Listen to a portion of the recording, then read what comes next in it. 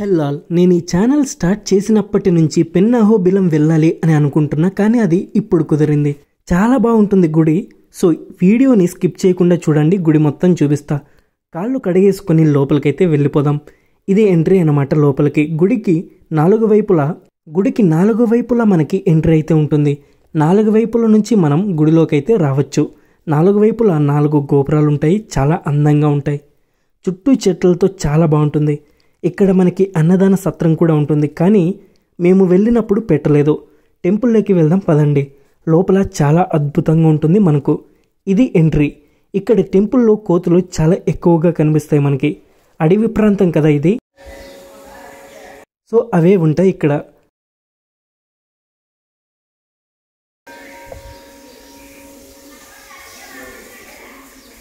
లోపల మనకి ఇలా ఉంటుంది. టెంపుల్ చుట్టూ పెయింటింగ్స్తో నింపేశారు. చాలా అందంగా ఉన్నాయి ఆర్ట్స్ మాత్రం. అలానే గుడి లోపల ఒక కళ్యాణ మండపం కూడా ఉంటుంది. అదే ఈ కళ్యాణ మండపం. చాలా అద్భుతంగా ఉంటుంది. ఇక్కడ చాలా పెళ్ళిళ్ళు కూడా జరుగుతూ ఉంటాయి. ఇక్కడ ఆర్ట్స్ మాత్రం నెక్స్ట్ లెవెల్ అని చెప్పాలి.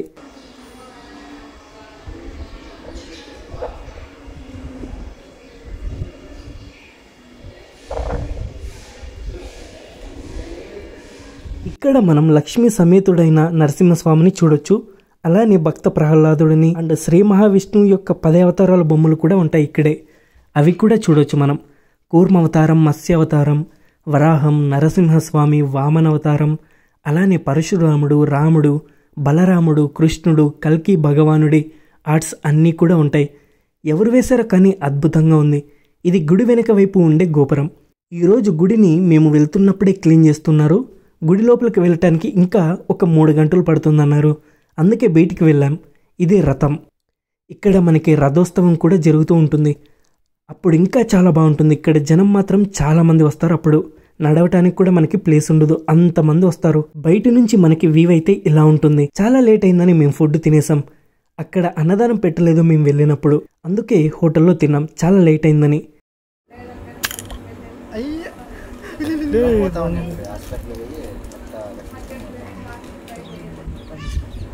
అసలే అలసిపోయి చాలా ఆకలి మీద ఉన్నాం కదా, అందుకే తినేసాం.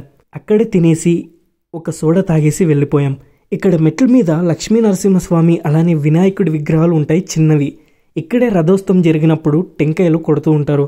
మేము వెళ్ళినప్పుడు చాలా దుమ్ము పట్టిపోయాయి మెట్లన్నీ కూడా. వర్షం వల్ల అనుకుంటా, కానీ క్లీన్ చేయకుండా ఎందుకు అలా వదిలేశారో తెలీదు. చాలా డస్ట్ పట్టిపోయి ఉంది. పైన ఉన్న కొన్ని మెట్లని క్లీన్ చేస్తున్నారు, కింద వరకు క్లీన్ చేయలేదు. మరి ఎందుకో తెలీదు. గోపురానికి ఇటుపక్క అటుపక్క విగ్రహాలు అయితే ఉంటాయి, చాలా బాగుంటాయి. ఇక లోపలికి వెళ్ళిపోదాం.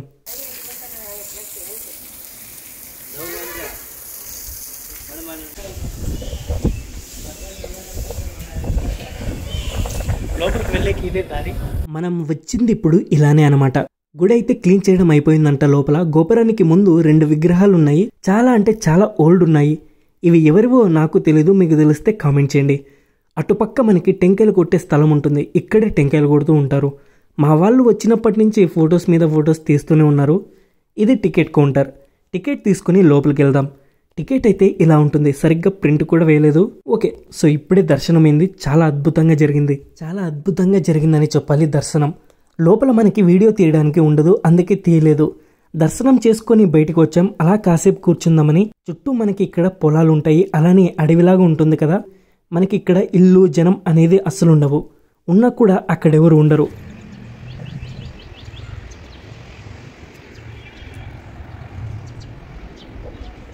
ఇలా రాళ్ళ మీద రాళ్ళు ఎందుకు పెడతారంటే మొక్కు తీర్చుకోవడానికంట. నాకు మా వాళ్ళు చెప్తే ఇప్పుడే తెలిసింది. ఇప్పుడు మనం ఒక మాస్ ప్లేస్కి అయితే వెళ్తున్నాం. అదే ఇది. దీన్ని మనం లాంగ్ వేవ్ నుంచి చూద్దాం ఒకసారి. దూరం నుంచి అయితే మనకి ఇలా ఉంటుంది. పైకి వెళ్దాం పదండి.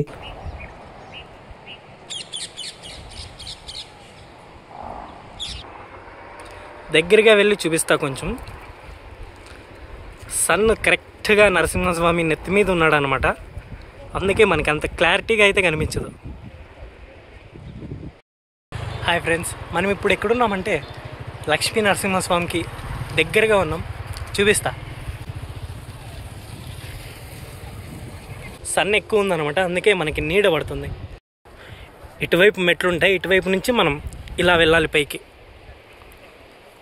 షాడో పడుతూ ఉంటుంది, అక్కడ వెళ్ళాక కొంచెం క్లారిటీగా చూపిస్తా. యూ కెన్ సీ షాడో, ఫుల్గా షాడో పడుతుందాబా. కొంచెం బ్రైట్నెస్ పెంచుదాం, ఇప్పుడు చాలా క్లియర్గా అనిపిస్తుంది.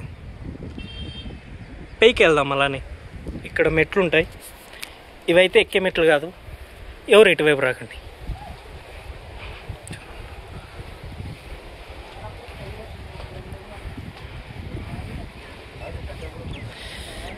చాలా చండాలంగా ఉంది ఇది ప్లేసు.